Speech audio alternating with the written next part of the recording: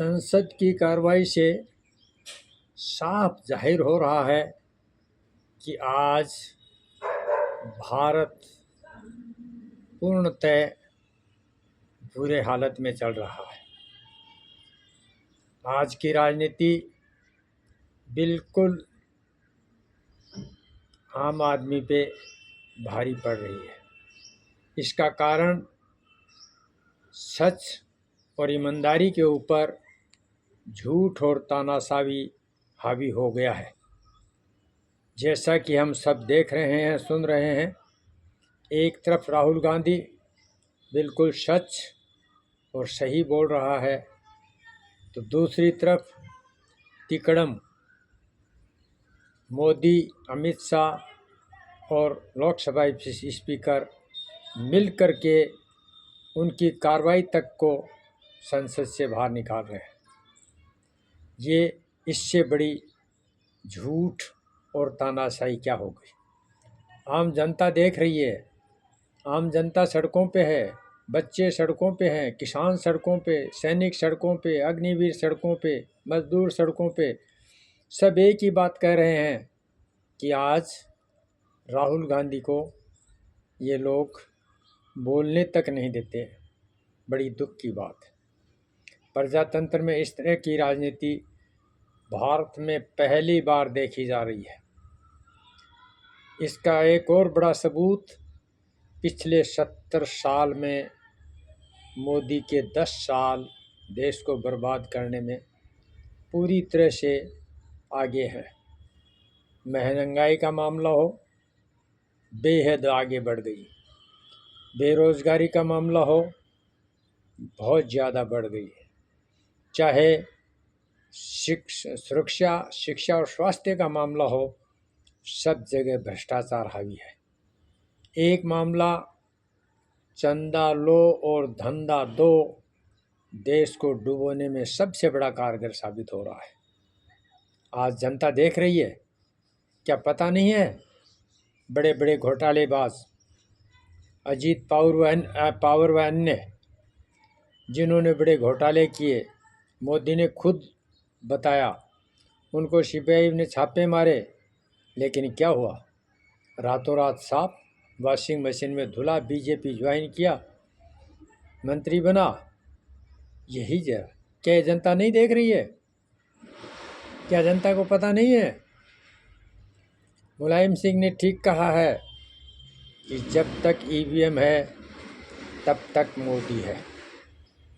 बहुत ही तरीके से, चालाकी से ईवीएम का उपयोग किया गया है। भारत की जनता तो पहले सड़कों पे थी, वोट तो थे नहीं। ये तो ईवीएम का कमाल है।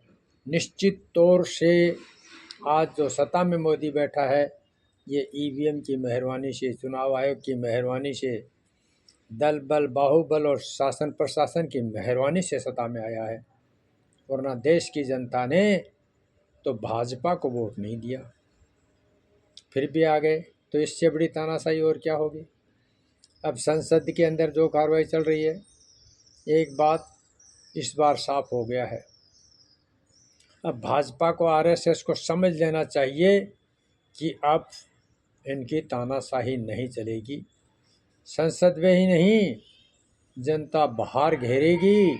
संसद में तो घेर रहे हैं, जनता बाहर इन नेताओं को, इन लुटेरों को, देशद्रोहियों को जनता बाहर घेरेगी। जनता सड़कों पे आएगी। मजबूरी में क्या नहीं करती।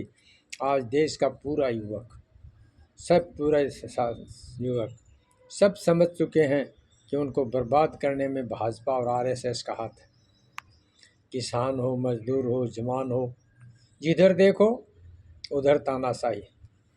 सवाल रहा वेलफेयर का, तो एक और बात देखिए कि पिछली बार 150 सांसदों को बाहर कर दिया और चुपचाप रह गए, क्योंकि उनके अंदर या तो गलती थी या वो डर रहे थे। अगर दोनों ही बात थी तो वो सांसद के काबिल नहीं थे। इस बार देखिए किस तरह से वो सांसद जो नए आए हैं, पहली बार या दूसरी बार आए हैं, वो सांसद किस तरह से संसद के अंदर अपनी पूरी आवाज़, जनता की आवाज़ बड़ी ज़ोरदार ढंग से उठा रहे हैं और जनता देख रही है। मोदी जी, अमित शाह, राजनाथ और बिरला जी, जो कुछ हो रहा है जनता देख रही है। जनता देख रही है। आप इतने बड़े पदों पे बैठ के क्या कर रहे हो? राजनीति के आप रखवाले हो और आप राजनीति के अंदर खुद चोरी कर रहे हो, खुद भ्रष्टाचार कर रहे हो, सब कुछ जो कुछ हो रहा आप कर रहे हो। इसलिए अभी भी मौका है मोदी जी, ईमानदारी से काम करो, सही काम करो। आपने सत्ता तो किसी तरह हासिल कर ली, लेकिन अब आप भले कहवा जाओगे। अच्छा काम करो, रोज़गारी की तैयारी करो, देश को बेचना बंद करो, देश के अंदर रोज़गार तैयार करो। आपने पूरे देश को जितनी संस्थाएं थी, कांग्रेस ने जितनी संस्थाएं बनाई थी, जितनी बिल्डिंगें खड़ी की थी, आपने सब बेच दिया। आज महंगाई कहाँ जा रही है? रुपये की हालत क्या है? रोज़गार की हालत क्या है? आम जनता की हालत क्या है? ये सब कुछ जनता देख रही है और उसके जिम्मेवार झूठ, फरेब और तानाशाही सरकार क्या है? तानाशाह सरकार ने आज देश को लूटने का काम कर रहा है। राजनीति नहीं, व्यापार कर रहे हैं।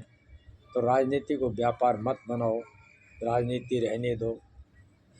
सजन रे झूठ मत बोलो, खुदा के पास जाना है, ना हाथी है ना घोड़ा है, वहाँ पैदल ही जाना है। मोदी जी, जाना होगा, कुछ नहीं लेके जाओगे, सब यहीं रहेगा।